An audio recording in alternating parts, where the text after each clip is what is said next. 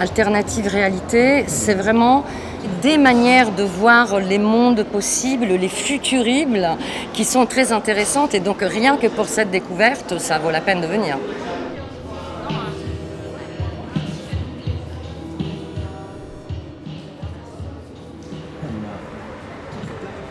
Les projets que toi et le jury avez récompensés, ils sont là aujourd'hui. Grandeur nature. Salut Grégory. Salut. Grégory Chatonsky, c'est quelqu'un qui, dans ce projet-ci, confie les pouvoirs à un ordinateur.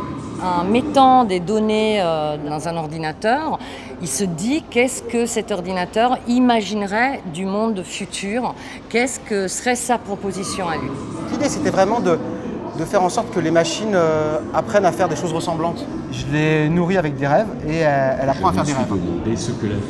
C'est pas juste des fragments aléatoires, elle apprend à faire des rêves qui n'existent pas mais qui ressemblent à des rêves. J'ai l'impression que la machine aussi est douée pour l'imagination. Mais c'est parce que la machine, c'est la nature. C'est des morceaux de terre transformés. La deuxième installation, tu la connais évidemment aussi, Marielle Chabal avec Alcamar. Donc on est dans la troisième étape de ce grand projet qui s'appelle Alcamar, qui nous projette en 2024 dans une société entre guillemets fictive. Donc son projet, c'était réaliser vraiment un film qui soit d'une certaine manière un documentaire fiction sur cette société. Et ici, on présente les maquettes qu'elle a réalisées, qui sont les acteurs du film. Marielle Chabal propose des communautés alternatives, donc des modes de vie alternatifs. En essayant de comprendre ce qui ne va pas aujourd'hui dans nos sociétés, elle en fait une critique et une proposition, voilà, d'autres communautés, d'autres modes de vie possibles. Donc il y a combien de bâtiments en tout? Il y en a 12. Et donc ces 12 bâtiments sont incarnés par 12 personnages. Ça, en fait, ils sont devenus, ce sont des vrais personnages à part entière. J'ai travaillé avec eux en leur disant évidemment qu'ils allaient incarner un bâtiment, mais aussi en essayant de rapprocher leurs fonctions à des manières de jouer, à des manières de ressentir les choses, donc avoir des caractéristiques et des traits de caractère qui allaient refléter leurs fonctions dans la cité.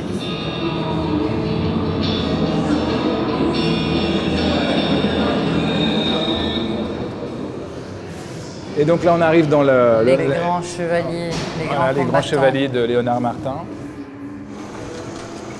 Léonard Martin, c'est quelqu'un qui va puiser dans l'histoire ou dans d'autres récits quelques éléments que lui, il va sortir et il va mettre en 3 dimensions et il va l'expérimenter autrement et le remettre au goût du jour.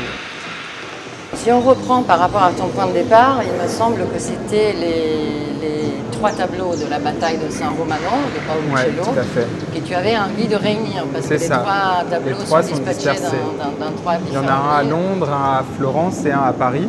Et ça a donné lieu à un film en 3 écrans et 3 marionnettes qui sont presque trop grandes pour le lieu. C'est très impressionnant et c'est assez unique comme travail. C'est-à-dire je ne connais pas quelqu'un d'autre qui travaille comme toi. C'est gentil, merci. C'est très beau. C'est un très bel ensemble de projets. J'étais fière et ravie d'avoir participé à ce jury. Super.